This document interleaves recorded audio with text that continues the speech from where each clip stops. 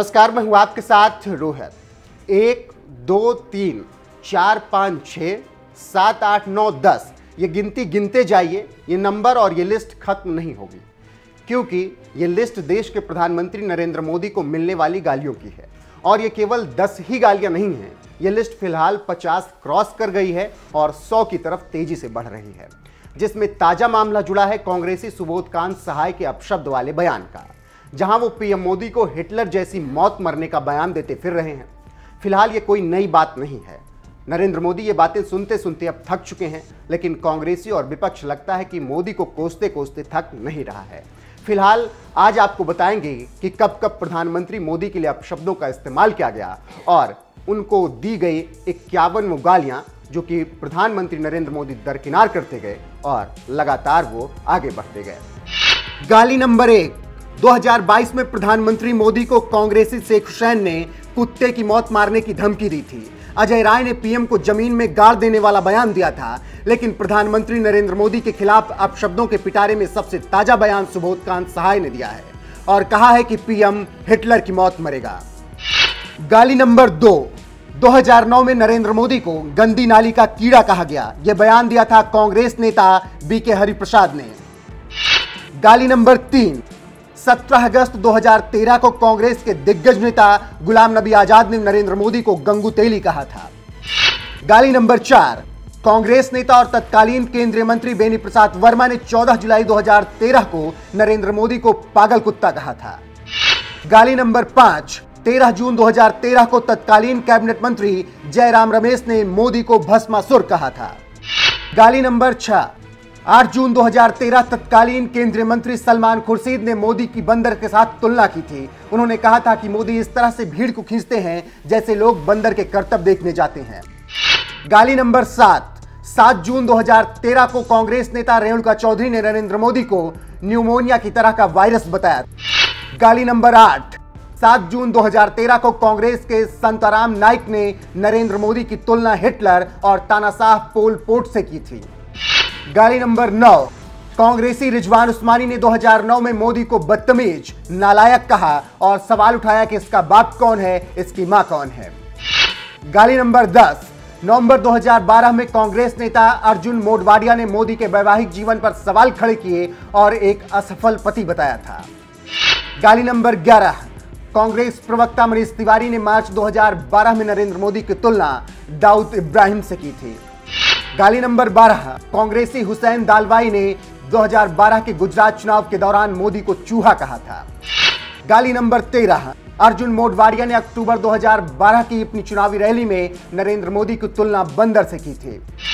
गाली नंबर 14, कांग्रेसी नेता सोमानंदा पटेल ने नवंबर 2012 में एक रैली के दौरान मोदी पर जातिगत टिप्पणी की थी। गाली नंबर 15, नवंबर 2012 की एक चुनावी रैली में मणिशंकर अय्यर ने नरेंद्र मोदी को लहू पुरुष, पानी पुरुष और असत्य का सौदागर बताया था। गाली नंबर 16, 13 जून 2012 को कांग्रेस के दिग्गज नेता दिग्विजय सिंह ने तत्कालीन मुख्यमंत्री नरेंद्र मोदी को राक्षस राज रावण बता दिया था। गाली नंबर 17, कांग्रेसी मणिशंकर अय्यर ने 3 मार्च 2013 को नरेंद्र मोदी को सांप, बिच्छू और गंदा आदमी कहा था। गाली नंबर 18, 2017 के गुजरात चुनाव प्रचार में सोनिया गांधी ने नरेंद्र मोदी को मौत का सौदागर कहा था। गाली नंबर 19, 1 फरवरी 2014 को सोनिया गांधी ने लोकसभा चुनाव के दौरान कर्नाटक के गुलबर्ग में कहा था, मेरा पूरा भरोसा है कि आप ऐसे लोगों को मंजूर नहीं करेंगे जो जहर का बीज बोते हैं। मतलब सोनिया गांधी ने पीएम मोदी को जहरीला कहा था।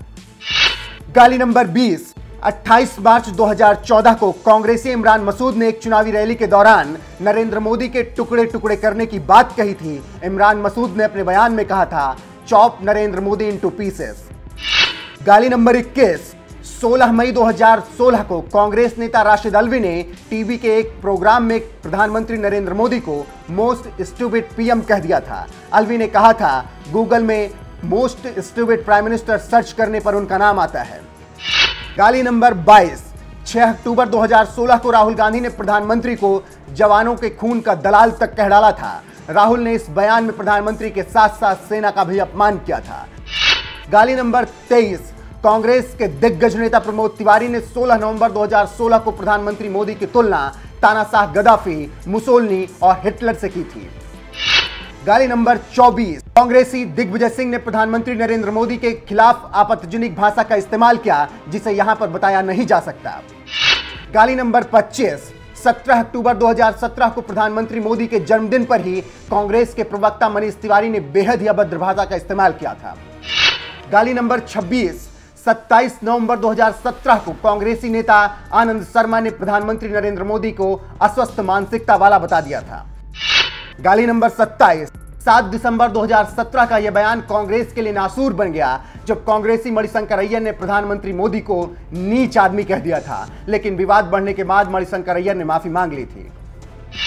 गाली नंबर 28, 9 दिसंबर 2017 को जम्मू कश्मीर में कांग्रेस नेता सलमान निजामी ने प्रधानमंत्री मोदी पर अपशब्द कहा।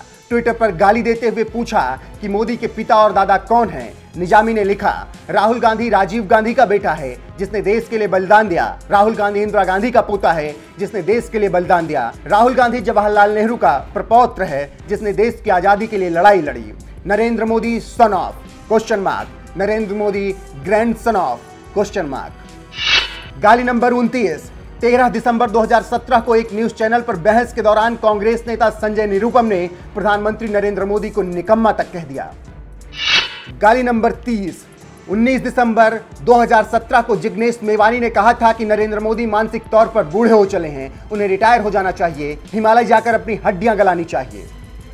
गाली नंबर 31, 4 फरवरी 2018 को कांग्रेस की सोशल मीडिया हेड रही दिव्य स्पंदन रम्या ने प्रधानमंत्री मोदी के टॉप वाले बयान के जवाब में बेहद अभद्र ट्वीट किया। उन्होंने लिखा, क्या जब आप पॉट मतलब नशे में होते हैं तो ऐसा होता है।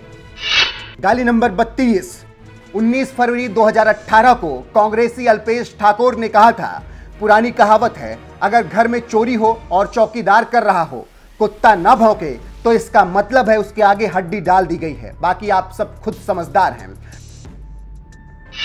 गाली नंबर 33, 26 जून 2018 को कांग्रेस के राष्ट्रीय प्रवक्ता रणदीप सुरजेवाला ने मोदी की तुलना औरंगजेब से की थी। सुरजेवाला ने कहा था, दिल्ली सल्तनत के औरंगजेब से भी क्रूर तानाशाह नरेंद्र मोदी ने पूरे प्रजातंत्र को बंधक बना लिया है।